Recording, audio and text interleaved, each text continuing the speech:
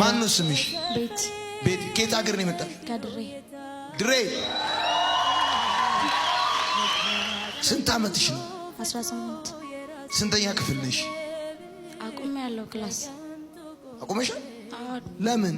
አስጠላኝ። አስጠልቶሽ? አዎ። እውነት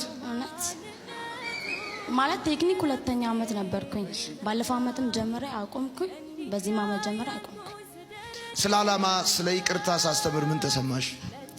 እኔ እንኳን አላማ ራዕይ ምናምን ነገር ቀርቶ ተስፋ የለኝም ከነ ማለት ነው። ማለት በቃ የዛሬን ብቻ ኑሬ ነው ማለፍ የምፈልገው። የዛሬንም መኖር ሳልፈልግ ማለት ነው። በቃ መኖር ስላለብኝ እና ያው እግዚአብሔር እስካልወሰደኝ ድረስ መኖር ስለማልችል ብዬ እንጂ ዛሬን እንኳን መኖር አልፈልግም ነበር።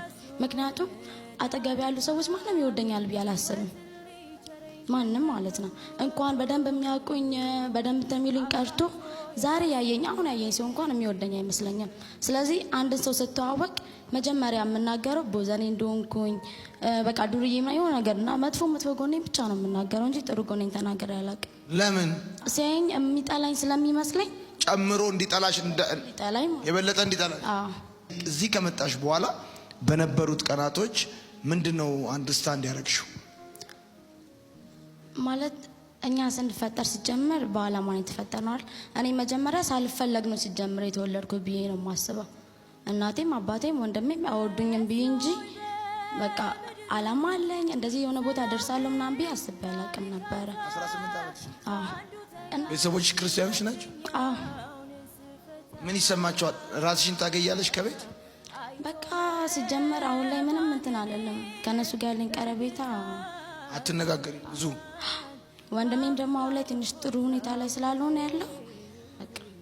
እንደዚህ ለምንድን ነው የለበሽው? አሁን ይሄ እንደዚህ ነው የምትለብሽው ወይስ ከዚህ የተሻለ ትለብሻለሽ? ከዚህ ባሰ። ከዚህ ባሰ የተቀዳደደ። ስመጣ ራሱ ከድሬዳዋ ስንመጣ የሌለ ልብስ ነበር ለብሼ የመጣሁትና ሰኞ ቀን ለብሼ እመጣለሁ ስላቸው የህብረት ልጆች አሉ አይሆንም ብለው ነው ልብስ አስቀይረው ሌላ ልብስ ለብሼ የመጣሁት። ስትገዢም እንዲቀደድ ያለ ነው የምትገዢው? አዎ። ለምንድን ነው? በቃ ሙዴ ነው ማለት ወዳለው በጣም ማለት ነው።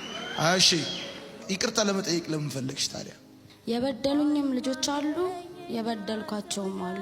በመጀመሪያ እናቴ እኔ ጨዋ እንደሆንኩኝ የቸርች ልጅ እንደሆንኩኝ በ10 ጣቷ ትፈርምላለች። በጣም ነው የምትተማመንብኝ። ሱሰኛ እንደሆንኩኝ አታውቅም። ቅመሽ ታውቂያለሽ? እቅማለሁ፣ ጠጣለሁ፣ አጭሳለሁ፣ ዊድ ወስዳለሁ፣ ድራግ ወስዳለሁ። ሰው ከቤት ርቆ ምናምን ነገር ነው አይደል ይሄን የሚያደርገው። ከቤት ወጥቼ ጀማዎች ጋር ምናምን ሄጄ አደርጋለሁ። ቤት የቸርች ልጅ እንደሆንኩ ነው የሚያውቁት። ከቸርች ከጠፋው በጣም